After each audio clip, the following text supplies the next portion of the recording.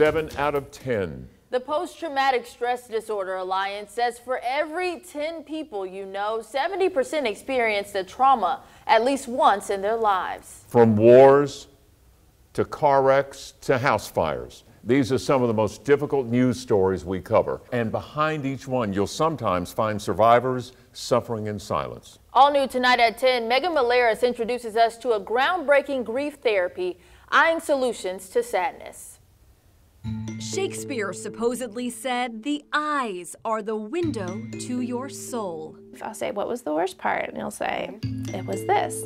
And you'll look ahead. Unearthing emotions. And then I'll have you follow my fingers. And tapping into pain. I can also do my finger movement slower. Reverend Alyssa Body is a minister and High Point-based licensed clinical counselor, certified in a groundbreaking trauma therapy called EMDR. Dr. Shapiro created it in the 1980s. A lot of people thought it was woo-woo science. This is just a demo of a small piece of the process. Eye movement desensitization and reprocessing is an 8-step psychotherapy using a visual or auditory rhythm called bilateral stimulation. When you're using these eye movements or these tapping procedures to get past the trauma, what signal is it sending to my brain? We actually don't fully know. Some people think that as that traumatic memory is being brought up, what's really happening is EMDR is distracting your brain, and because your brain can't hold both the stimulation and the traumatic memory at the same time,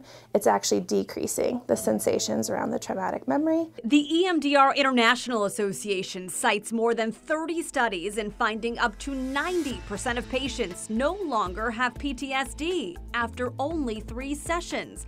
Brain scans show something sensational. You can literally see, oh my goodness, when they were thinking of the traumatic memory, it was their limbic system that was activated first. And now as they're thinking about it, it's their prefrontal cortex. After EMDR, the brain's fight or flight response to that memory appears gone. Who's this? Hope of healing is why mom, Amy Ross, signed up for EMDR sessions 2 years after losing her infant son to a severe heart defect. You know, it was something that changes you instantly. You're never the same from it. And no trauma is the same. It often takes the face of fear. I was put in a situation where I was left alone with someone that we didn't think would be dangerous. The person pulled out a knife in my presence. Alexis Labonte had heard about EMDR before seeking it out for herself. After the EMDR, my brain was able to tell my body, no, this person's not in this parking lot. They're not waiting for you. You're okay. You can get to your car. You can get to that door. EMDR is opening doors for first responders too, who have a front row seat to suffering. I saw people really being impacted by the emotional strain of the job. I saw people leaving the field just because of the kind of psychological damage that they had received. And there really wasn't anything being done to address it. That's why Guilford County paramedic and counselor Sari Goldberg founded a mental health wellness program and refers colleagues to EMDR. So instead of waiting for an employee to reach out to say they have a problem, we see an incident and look at it and say, this could be disturbing. Let's check on those people and make sure they're okay. In looking at your colleagues who have tried EMDR, how many of them have said, it didn't work for me? Just one. Out of about how many would you guess? Oh, more than 20, 30.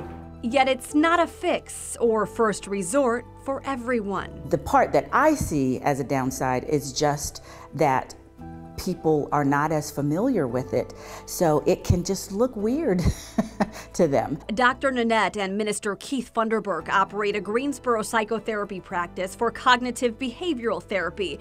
They don't administer EMDR, but don't discredit it either. And it's looked at as alternative, but it has been very effective for people who have experienced traumas that they can't think about without re-experiencing the emotion. Yet they believe no mental health method yields success without a yes. And so one of the things about therapy, what we try to tell people to do is just give it a try.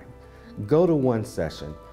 Because though eyes can indeed be a window to our souls, sometimes we must open the curtains to see light.